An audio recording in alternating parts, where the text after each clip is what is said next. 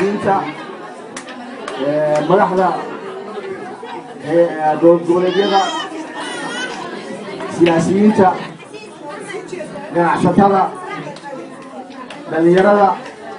dumarka oo dhalinyaro iyo hooyooyinba leh waxaan leeyahay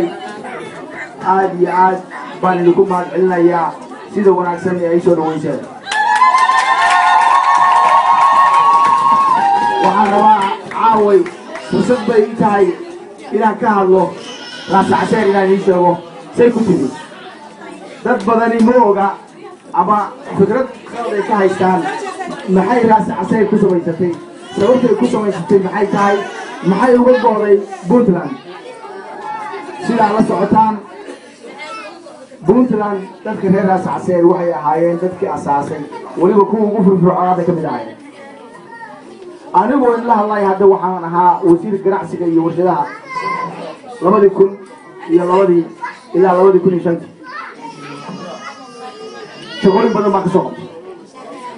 Puntland waxaa loo asaasay in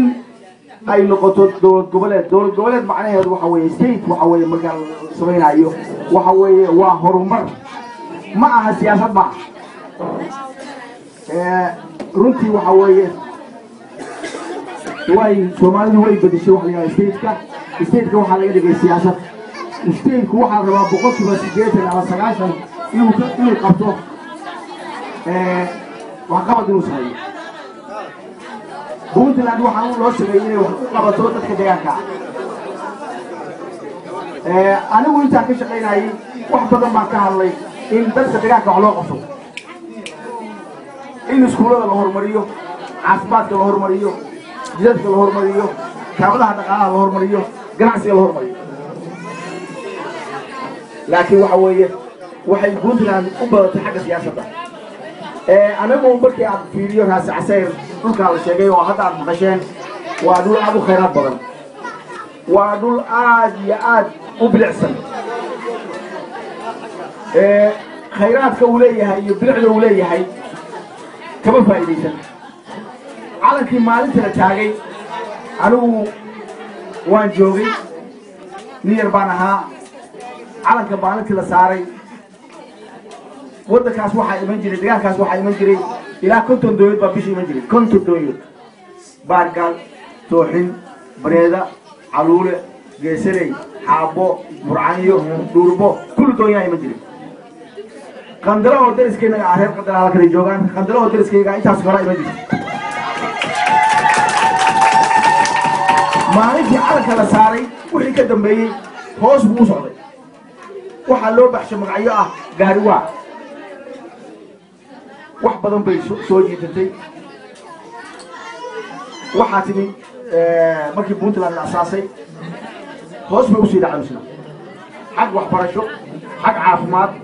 xag muxuu ahay jid biyo wax kasta waxaanu geed gaaban iyo geed dheer u kornay inaanu maamulka Puntland aan ka dhaadhacsiino inuu dalku u baahan yahay waxqabad in loo baahan yahay jidad in loo baahan yahay in waxbarasho loo baahan yahay aqoon iska daa wax loo qabto wixii hore baabay maalintii aan ku dhawaaqaynay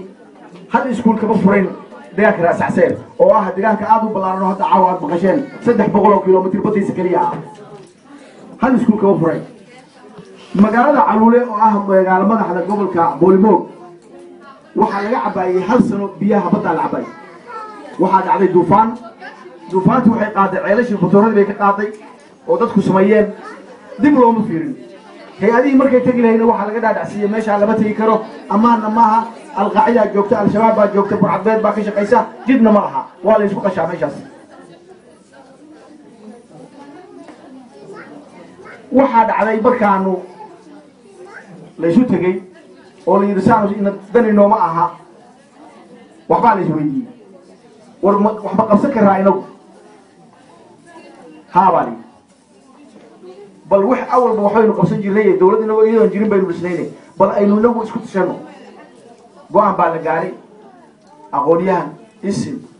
wax garad ganacsato waa la isu tagay dumar haween dhalinyaro cid walba ka qayb gashay waxaa la gaaray go-aan ah in maamul sameeyo maamulkii aqoon-yahana loo xilsaaray baaritaan bay sameeyeen waxaa laga soo bilaabay salka waxaa la yidhaahdo kordhis baa loo sameeyey hoos baa laga soo dhisay kor loo dhisay tuulaan ka soo bilowno tuulo maxay qaadan kartaa maxay u baahan tahay tuuladaada waxay u baahan tahay biyo maxay u baahan tahay iskuul waxay u baahan tahay rug caafimaad maxay u baahan tahay jid soo gala maxay u baahan tahay xoolaheeda waayo waa ladii sheegay waxa weeye waa dhul ilaahay ku minaystay khayraad badan hadday xeebta tahayna kalluun iyo sadaf iyo beero hadday beriga tahayna mayd iyo beeye iyo xabag iyo falax iyo xoolo waxa dhab waa haystaa laakiin dadka waxaa haysta oo ka qatar kabalka warama halkaasaan kasoo dhisnay 7 deg baan dhisnay 2 gobol baan dhisnay dadkii baanu ka dhaadhacsinay inay wax qabsan karaan waxaanu soo dhignay maqal iyo muuqaal waagii hore wixii jiray dooyihii iman jiray iyo waxay keeni jireen iyo wixii laga dhoofi jiray iyo maanta say tahay